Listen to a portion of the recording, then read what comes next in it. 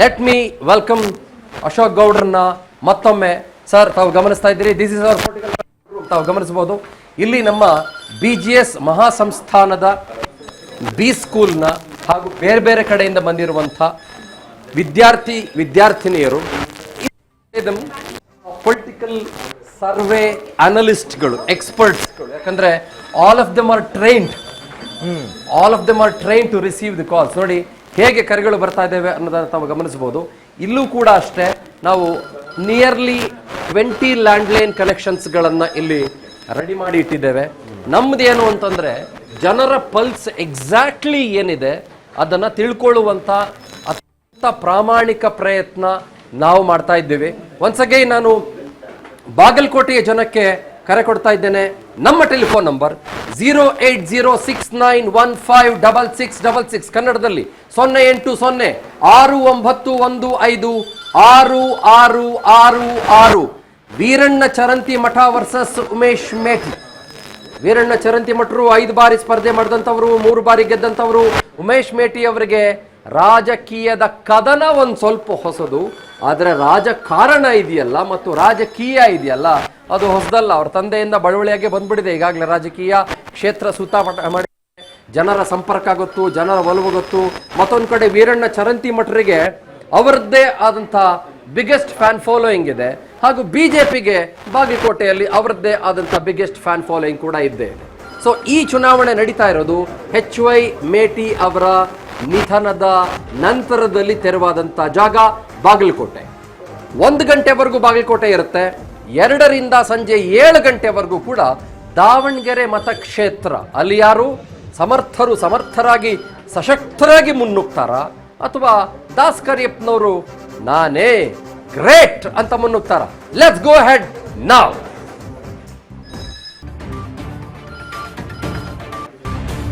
ಬಾಗಲಕೋಟೆ ರಣಕಣ ಯಾರಿಗೆ ವಿಜಯ ಮಾಲೆ? ಇನ್ ಸ್ವಲ್ಪ ಹೊತ್ತಿನಲ್ಲಿ ನಮಗೆ ಉತ್ತರ ಸಿಗುತ್ತೆ.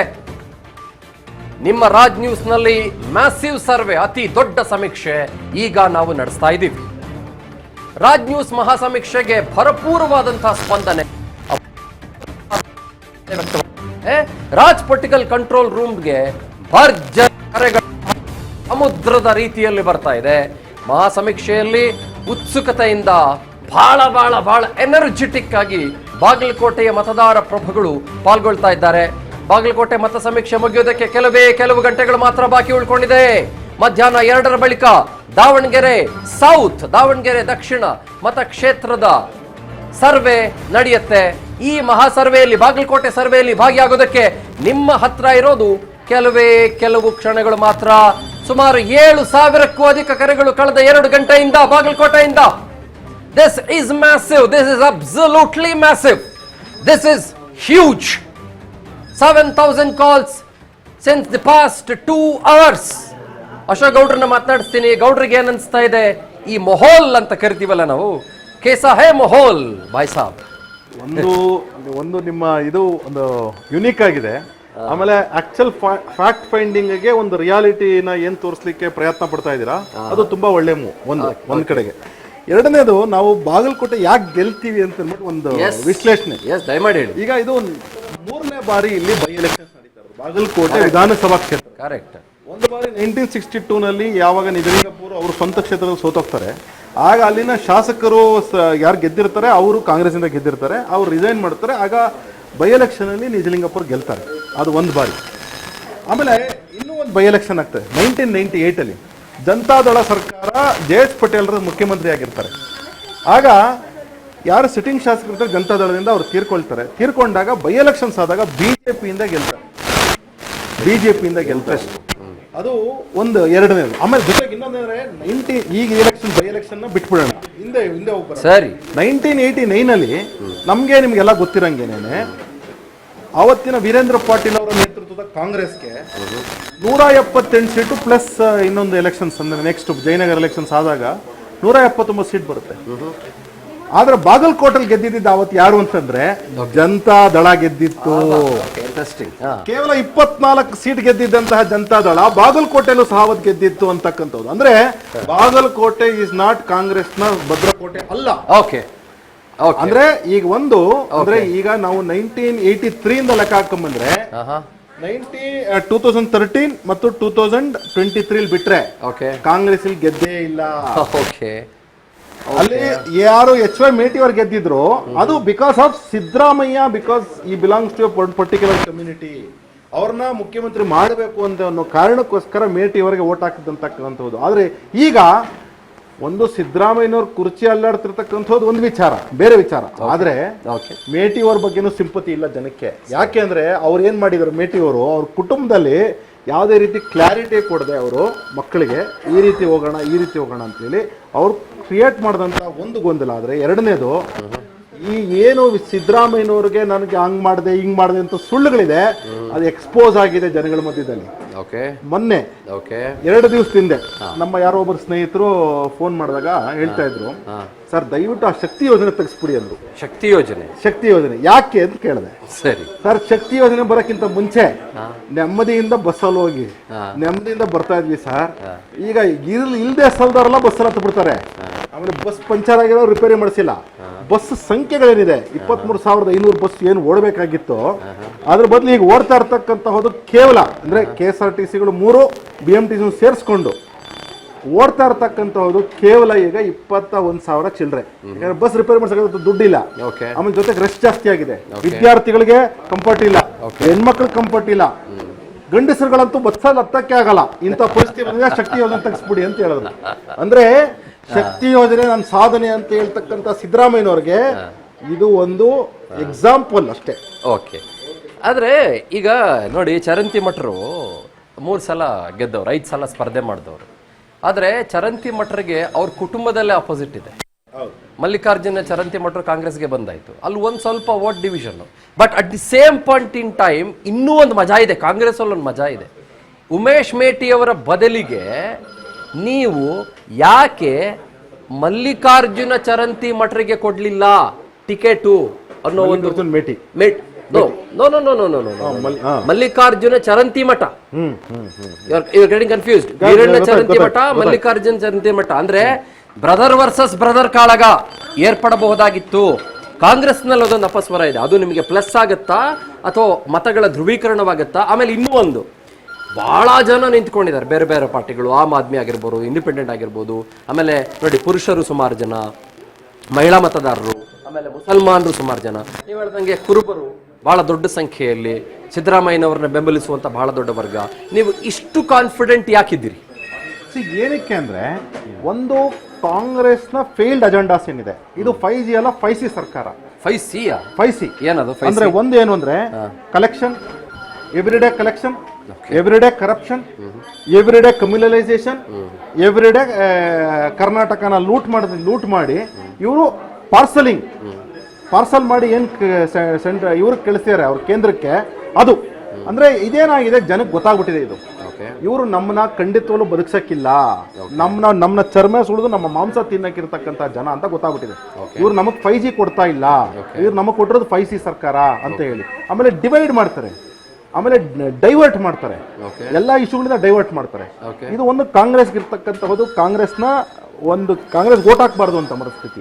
ಜೊತೆಗೆ ಅಕಸ್ಮಾತ್ ಇಡೀ ನೀವು ನೋಟಾ ತಗೊಂಡು ಪ್ಲಸ್ ಆಮ್ ಆದ್ಮಿ ಪಾರ್ಟಿದು ಓಟು ಮತ್ತು ಬೇರೆ ಬೇರೆ ಓಟ್ ಎಲ್ಲ ತೆಗೆದುಕೊಂಡ್ರು, ಅದು it will not add up to more than 10,000 votes. ಆಯ್ತು, ಒಪ್ಕೊಳ್ಳೋಣ ನಾವು. It is direct fight between Umesh Meti versus Charanti ಮಠರು. ಆಯ್ತಾ? ಹಾಗೇನಾಗ್ತದೆ ಅಂತ ಹೇಳಿದ್ರೆ, ನಾವು ಈಗ ಒಂದು ಬಾಗಲಕೋಟೆಯ ಲೋಕಲ್ ಅಂಡರ್ಸ್ಟ್ಯಾಂಡಿಂಗ್ ಏನಿದೆ, ಆಂಟಿ ಕಾಂಗ್ರೆಸ್ ನ ಮೈಂಡ್ ಸೆಟ್ ಏನಿದೆ, ಜೊತೆಗೆ ಮೇಟಿ ಅವರು ಯಾವುದೇ ರೀತಿ ಡೈರೆಕ್ಷನ್ ಕೊಟ್ಟು ಅವ್ರ ಕುಟುಂಬಕ್ಕೆ ಡೈರೆಕ್ಷನ್ ಕೊಡದೆ ಹೋಗಿದ್ರಿಂದ ಏನೊಂದು ಗೊಂದಲ ಇದೆ. ಜೊತೆಗೆ ನೀವು ಯಾರೇ ಇವತ್ತು ಕಾಂಗ್ರೆಸ್ ಸಪೋರ್ಟ್ ಮಾಡ್ತೀವಿ ಅಂತ ಹೇಳಿದ್ರೆ, ST ಸೋಮಶೇಖರ್ ಕಾಂಗ್ರೆಸ್ಗೆ ಹೋಗ್ಬಿಟ್ಟು ನಾನು ಕಾಂಗ್ರೆಸ್ ಅಲ್ಲಿ ಸೇರ್ಕಂತೀನಿ ಅಂದವ್ರು ಇವಾಗ ಹೇಳ್ತಾರೆ ಕಾಂಗ್ರೆಸ್ ಬೇಡಪ್ಪ ನಾನು ಬಿಜೆಪಿಗೆ ಬರ್ತೀನಿ ಅಂತಂದ್ರೆ ಅರ್ಥ ಏನಂದ್ರೆ ಚೇಂಜ್ ಆಗ್ಬಿಟ್ಟಿದೆ ಮೈಂಡ್ ಸೆಟ್. ಇವತ್ತು ವ್ಯವಸ್ಥೆ ಏನಿದೆ ಅಂದ್ರೆ, ಬಿಜೆಪಿ ಗೆಲ್ಸ್ಬೇಕು, ರಾಜ್ಯದ ಜನತೆಗೆ ಏನೋ ಒಂದು ನ್ಯಾಯ ಒದಗಿಸ್ಬೇಕು ಅಂತ ಬಂದಿದೆ ಈಗ ಮನಸ್ಸಿಗೆ. ಒಂದು ಲಾಸ್ಟ್ ಪ್ರಶ್ನೆ ನಿಮ್ಮನ್ನು ಕೇಳ್ತೀನಿ.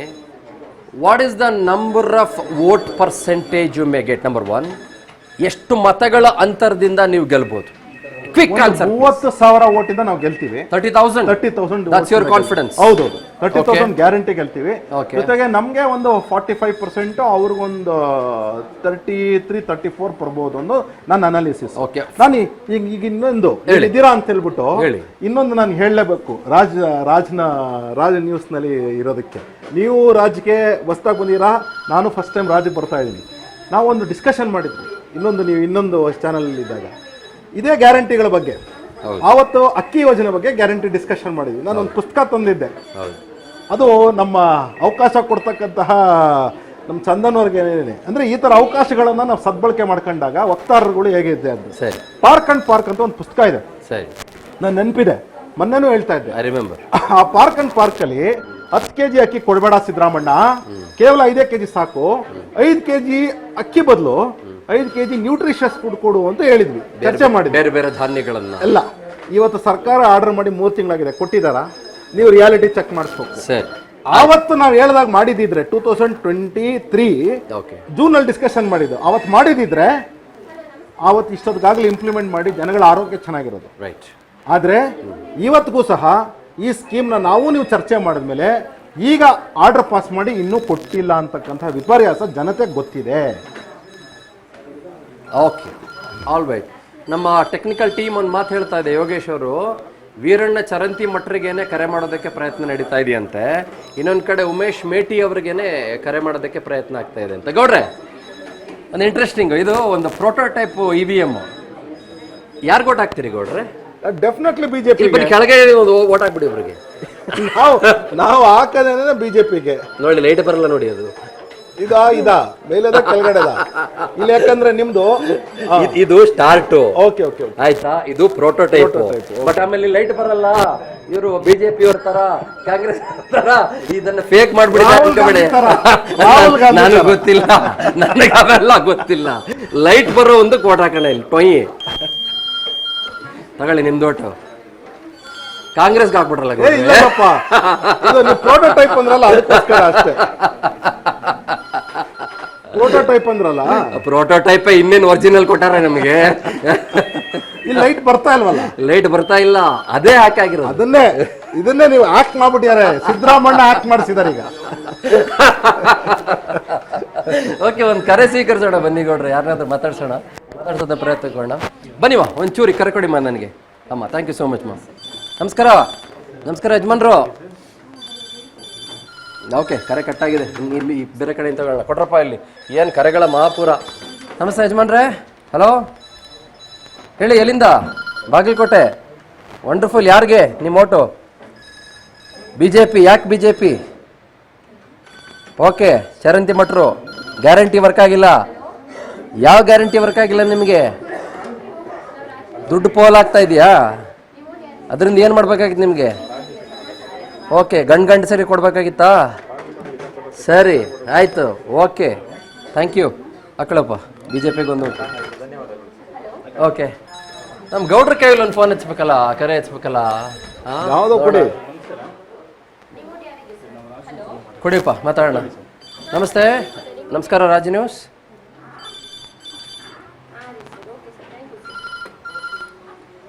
ಒಂದು ನಿಮಿಷ ಇರಿ, ನಮ್ಮ ಬಿಜೆಪಿ ವಕ್ತಾರ ಇಲ್ಲಿದ್ದಾರೆ. ತಾವು ಎಲ್ಲಿಂದ ಕರೆ ಮಾಡ್ತಾ ಇದ್ದೀರಿ ಸರ್? ಬಾಗಲಕೋಟೆ. ತಮ್ಮ ಹೆಸರು ಏನು? ಆನಂದ್ ಅಂತೇನ್ರಿ? ಆನಂದ್ ರೀ, ತಡ್ರಿ, ಇಲ್ಲ ಅಶೋಕ್ ಅಂತ ಇದಾರ್ರಿ, ಅವ್ರು ಕೊಡ್ತೀನಿ ತಡ್ರಿ, ತೊಗೊಳ್ಳಿ. ಆನಂದ್ ಅವರೇ ನಮಸ್ಕಾರ. ನಮಸ್ಕಾರ. ನಾನು ರಾಜ್ಯ ಬಿಜೆಪಿ ವಕ್ತಾರ. ಯಾರು ಓಟ್ ಹಾಕ್ತೀರಾ? ಖುಷಿ ಆಯ್ತು ಬಿಡಿ ನಿಮಗೆ. ಯಾಕೆ ಈ ಬಾರಿ ನೀವು ಸಿಟ್ಟಿಂಗ್ ಕಾಂಗ್ರೆಸ್ MLA ಅವ್ರನ್ನ ಸೋಲಿಸ್ಬೇಕು ಅಂತ ಮನ್ಸು ಮಾಡಿದ್ದೀರಾ? ಯಾಕೆ? ಸಿಟ್ಟಿಂಗ್ ಎಲ್ಲಿದ್ದಾರೆ? ಓಕೆ,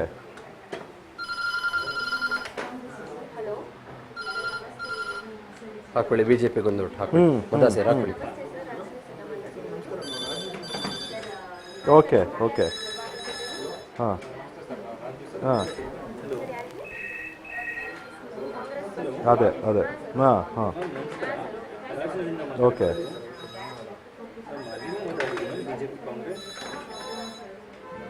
ಗೊಂದಲದಿಂದ. ಓಕೆ, ಹಾಂ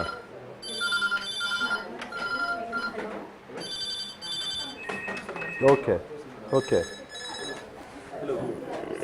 ಓಕೆ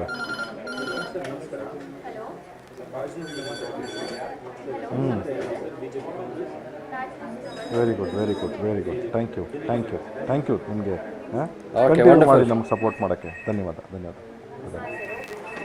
ಅಶೋಕ್ ಗೌಡ್ರೆ ತಾವು ಅವರು ಹೇಳ್ತಾ ಇದ್ದು ಒಂದು ತುಂಬಾ ವಿಚಾರ, ದೊಡ್ಡ ವಿಚಾರ ಹೇಳ್ತಾ ಇದ್ದಾರೆ. ಏನಂತೆ? ಏನು ಅಂದ್ರೆ ಅವ್ರು ಏನ್ ಹೇಳ್ತಾರೆ, 2023 ಚುನಾವಣೆ ಬಿಜೆಪಿಯಲ್ಲಿ ಸೋಲಿಕ್ಕೆ ಕಾರಣ ಏನು ಅಂತ ಹೇಳಿದ್ರೆ ಒಳ ಮೀಸಲಾತಿಯಿಂದ ಕಾಂಗ್ರೆಸ್ನವ್ರು ಕ್ರಿಯೇಟ್ ಮಾಡಿದಂತ ಫೇಕ್ ನೆರೇಟಿವ್. ಓಕೆ, ಒಳ ಮೀಸಲಾತಿಯಿಂದ ಈಗ ಒಳ ಮೀಸಲಾತಿಯ ಒಂದು ಏನು ಒಳ ಸುಳಿವು ಏನಿದೆ ಅದು ಕಾಂಗ್ರೆಸ್ನ ಸಂಪೂರ್ಣ ಜೀವನ ಅದು ಸುತ್ತಿ ಅವ್ರನ್ನ ಸರ್ವನಾಶ ಮಾಡ್ಲಿಕ್ಕೆ ಹೊರಟಿದೆ ಅಂತ ಅವ್ರು ಹೇಳಿದ ಮಾತು. ಈಗ ಆಯ್ತು, ಅವ್ರು ಹೇಳಿದ್ ನೀವು ಒಪ್ಕೋತೀರಿ. ಆದ್ರೆ ಇಲ್ಲ ವಿಚಾರ ಏನು ಅಂತ ಹೇಳಿದ್ರೆ ಒಳ ಮೀಸಲಾತಿನ ನಮ್ಮ ಬಗ್ಗೆ ಒಂದು ಫೇಕ್ ನ್ಯಾರೇಟಿವ್ ಕ್ರಿಯೇಟ್ ಮಾಡೋದು ಯಡಿಯೂರಪ್ಪನವ್ರ ಬಗ್ಗೆ ಸರಿ ಮತ್ತು ನಮ್ಮ ಬಿಜೆಪಿ ಬಗ್ಗೆ. ಒಳ ಮೀಸಲಾತಿಗೆ ನ್ಯಾಯ ಒದಗಿಸಿ 4 ಪಂಗಡಗಳನ್ನು ಮಾಡಿ ಅವರಿಗೆ ನ್ಯಾಯ ಒದಗಿಸ್ತಕ್ಕಂಥ ಕೆಲಸ ಬಿಜೆಪಿ ಮಾಡಿತ್ತು. ರಿಸರ್ವೇಶನ್ ಜಾಸ್ತಿ ಮಾಡಿತ್ತು. ಇವತ್ತು ರಿಸರ್ವೇಶನ್ ಜಾಸ್ತಿನೂ ಮಾಡೋಕ್ಕಾಗ್ತಿಲ್ಲ ಕಾಂಗ್ರೆಸ್ ಸರ್ಕಾರಕ್ಕೆ ಒಂದ್ ಕಡೆಗೆ. ಎರಡನೇದು, ಈ ಒಳ ಮೀಸಲಾತಿಯ ಡಿವಿಷನ್ಸ್ ಏನಿದೆ, ನಾಗಮೋಹನ್ ದಾಸು ನಮಗೆ ಹೇಳಿದಾಗ ಏನು ಹೇಳಿದ್ರು, 5 ಡಿವಿಷನ್ಸ್ ಮಾಡಬೇಕು, ಈಕ್ವಲ್ಸ್ ಇನ್ಈಕ್ವಲ್ಸ್ ಕೆನಾಟ್ ಬಿ ಇನ್ಈಕ್ವಲ್ಸ್ ಅಂತ. ಆ ಥರ ಹೇಳಿದ್ಮೇಲೆ ಇವ್ರು ಮತ್ತೆ ಏನು ಮಾಡಿದ್ರು, ಗೊಂದಲ ಕ್ರಿಯೇಟ್ ಮಾಡಿಟ್ರು.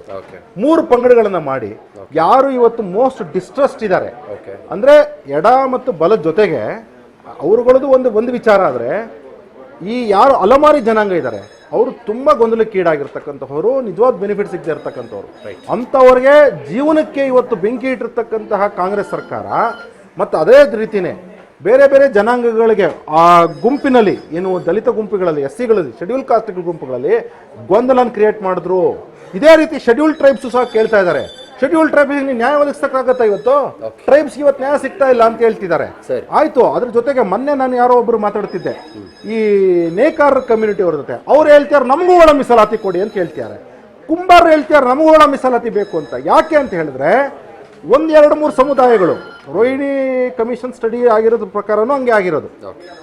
ಇಡೀ ದೇಶದಲ್ಲಿ 8,000 ನೀವು ಏನು ಕಾಸ್ಟ್ಸ್ ಅಂತಿದೆ, ಕರ್ನಾಟಕದಲ್ಲಿ ಏನು 800 ಕಾಸ್ಟ್ಸ್ ಅಂತಿದೆ, ಅದರಲ್ಲಿ ಕೆಲವರು ಮಾತ್ರ ಎಂಜಾಯ್ ಮಾಡ್ತಿದ್ದಾರೆ OBC 2A ನಲ್ಲಿ ಅಂತ ಅಂದ್ಬಿಟ್ಟು ಅವ್ರುಗಳ ವಾದ ಇದೆ. ಅಂದ್ರೆ ಸಿದ್ದರಾಮಣ್ಣ, ನೀವೇನು ಗೊಂದಲನ ಏನು ಬೇರೆಯವ್ರ ಬಗ್ಗೆ ಹೇಳ್ತಿರಲ್ಲ, ನಿಮ್ಮ ತಟ್ಟೆನಲ್ಲಿ ಎಣ ಬಿದ್ದಿದೆ, ಎಣ ಅದು ಯಜ್ಞ ಅಲ್ಲ, ಎಣ ಬಿದ್ದಿದೆ, ಅದನ್ನ ಸಿದ್ದರಾಮಯ್ಯನವ್ರು ಕ್ಲೀನ್ ಮಾಡಬೇಕಾಗಿದೆ. ನೋಡ್ಕೊಳ್ಳಿ ಫಸ್ಟ್. ಬಿಜೆಪಿ ಅವರು ಒಂದ್ ಸ್ವಲ್ಪ ಹೆಲ್ಪ್ ಮಾಡಿ ಕ್ಲೀನ್ ಮಾಡಕ್ಕೆ. ನಾವು ಜನತೆ ಪರವಾಗಿ ಯಾವಾಗಲೂ ಇರ್ತೀವಿ. ಗೌಡ್ರೆ, ಈಗ ನಿಮಗೆ ನಮ್ಮ ಪೊಲಿಟಿಕಲ್ ಮಾತುಗಳು ಬಿಡಿ, 1000 ಬರ್ತವೆ 1000 ಹೋಗ್ತವೆ. ನಾನು ನ್ಯೂಟ್ರಲ್ ಆಗಿ ನಿಂತ್ಕೊಂಡಿರ್ತೀನಿ ಅವಾಗಲೂ, ಗೊತ್ತು ನಿಮಗೆ. Main is A neutral stand always. So ಹಾಗಾಗಿ ನನ್ನ ಜೊತೆ ಮಾತಾಡ್ಬೇಕಂತ, ಅಶೋಕ್ ಗೌಡ್ರ ಜೊತೆ ಮಾತಾಡ್ಬೇಕಂತ ಏನು ಗೌಡ್ರಿಗೆ ಭಾರಿ ಡಿಮ್ಯಾಂಡ್ ಅಲ್ಲ? ಬಾಗಲಕೋಟೆಯಿಂದ. ಹಲೋ ಮಹಾದೇವ್ ಅವರೇ, ನಮಸ್ತೆ. ನಮಸ್ಕಾರ. ನೀವು ಕಾಂಗ್ರೆಸ್ ಓಟ್ ಹಾಕ್ತೀರಾ ಬಿಜೆಪಿಗ? ಬಿಜೆಪಿಗೆ. ನೀವು ಬಿಜೆಪಿ ಅಭಿಮಾನಿಗಳೆಲ್ಲ ಕಾಲ್ ಮಾಡಿ ಗೌಡ್ರ ಜೊತೆ ಮಾತಾಡ್ಬೇಕು ಅಂತಾರಲ್ಲ. ಅಲ್ಲ, ಬಿಜೆಪಿ ಅಭಿಮಾನಿಗಳ ಕಾಂಗ್ರೆಸ್ ವೋಟ್ ಬಿದ್ದವೆ, ಆದ್ರೆ ಬಿಜೆಪಿ ಜಾಸ್ತಿ ಬೀಳ್ತಾ ಇವೆ. ಹಲೋ, ನಮಸ್ಕಾರ. ನಮಸ್ಕಾರ ಮಹಾದೇವ್ ಸರ್, ನಮಸ್ಕಾರ. ಹೇಳಿ ಹೇಳಿ ಹೇಳಿ, ತಮ್ಮ ಓಟು ಬಿಜೆಪಿಗ? ಬಿಡಿ ಬಿಡಿ ಬಿಡಿ. ಓಕೆ, ಕಾರಣಗಳೇನು? ಓಕೆ, ದುಡ್ಡು ಪೋಲ್ ಆಗ್ತಿದೆ ಅದಕ್ಕೆ. ಇದು ಬಹಳ ಜನರ ಅಭಿಪ್ರಾಯ. ಅದೇ ರೈತರಿಗೆ ಅನುಕೂಲ ಆಗಿಲ್ಲ. ಕರ್ನಾಟಕ ರಾಜ್ಯನ ಲೂಟಿ ಮಾಡ್ತಾವ್ರಿ ಇವರು. ನೀವು ಒಂದಷ್ಟು ಜಾತಿ